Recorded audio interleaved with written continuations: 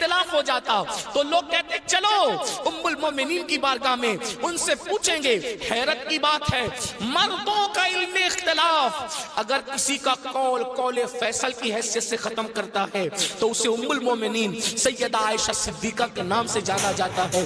یہ علم ہے، یہ عورتوں کے پاس علم ہے۔ اسی طریقے سے اللہ اکبر، امام جعفر صادق کی بہو ہے، امام جعفر صادق کی بہو ہے، یعنی امام حسین کے خاندان کی بہو اور امام حسن کے خاندان کی بیٹی، ان کو دنیا نفیسۃ العلم کہتی ہے اور ان کو نفیسہ مصری بھی کہا گیا ہے۔ یہ اپنے شوہر کے ساتھ مدینہ منورہ سے ہجرت کر کے مصر آ گئی تھی، اور جب مصر آئی ہے اور امام جعفر صادق کے علم کی خیرات جب بانٹنے کے لیے بیٹھی ہے تو میری بہنوں آپ کو حیرت ہوگی، حضرت نفیسۃ العلم جسے نفیسہ مصری کہتے ہیں، جب پردے میں بیٹھ کر لوگوں کو قرآن و حدیث کا علم دیتی تو پردے کے پیچھے بیٹھ کر علم حاصل کرنے کے لیے مجتہد مطلق حضرت سیدنا امام شافعی جیسے لوگ آیا کرتے تھے اور ان سے علم حاصل کیا کرتے تھے۔ یعنی ہمارے یہاں اسلام میں عورتیں ایسی تھی کہ اتنے بڑے بڑے مرد جو ہے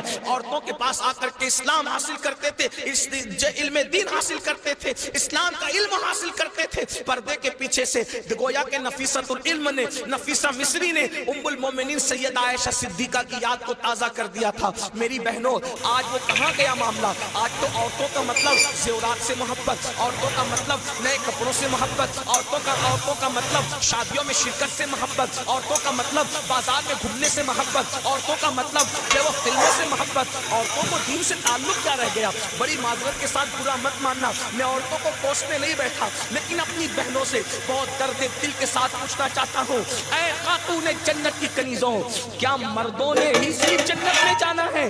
عورتوں نے جنت میں نہیں جانا؟ مجھے بتاؤ کیا کر رہی ہو اپنے دین کے لیے، کیا کر رہی ہو اپنے اسلام کے لیے؟ تمہاری مجبوری کی حد ہے میری بہنوں کہ تمہارے قدموں کے نیچے جنت ہے۔ اللہ کے رسول فرماتے الجنت تحت اقدام الامہات، جنت تمہاری ماؤں کے قدموں کے نیچے ہے۔ لیکن ساتھ ہی حضور نے یہ بھی فرمایا کہ میں نے جہنم میں سب سے زیادہ اگر کسی کو دیکھا ہے تو عورتوں کو دیکھا ہے۔ مجھے بتاؤ آج نماز سے کوسوں دوری، مذہب سے کوسوں دوری، اس لیے جامعۃ المصطفیٰ کا قیام اس لیے عمل میں آیا ہے تاکہ بھولے ہوئے سبق کو یاد دلایا جا سکے، بھولے ہوئے سبق کو یاد دلایا جا سکے، بچیوں کو علم کا زیور دیا جا سکے، بچیاں علم حاصل کریں، پرانا دور دہرائیں، پرانی تاریخ یاد دلائیں۔ لوگ کہتے ہیں تاریخ اپنے آپ کو دہراتی ہے۔ دنیا آج کہہ رہی ہے بیٹی بچاؤ بیٹی پڑھاؤ، 1450 سال پیچھے ہے دنیا اسلام سے۔ دنیا آج کہہ رہی ہے بیٹی بچاؤ بیٹی پڑھاؤ، میرے نبی نے 1450-1500 سال پہلے بیٹی بچا کر بھی بتا دیا اور بیٹی پڑھا کر بھی بتا دیا۔ اللہ کے رسول نے بیٹی بچایا تو ایسے بچایا کہ بیٹیاں ان کے آنے سے پہلے زندہ دفن ہوتی تھی، مگر ان کے آنے کے بعد بیٹیوں کو دفن نہیں کیا گیا بلکہ بیٹیوں کو ماتھے کا جھومر بنایا گیا۔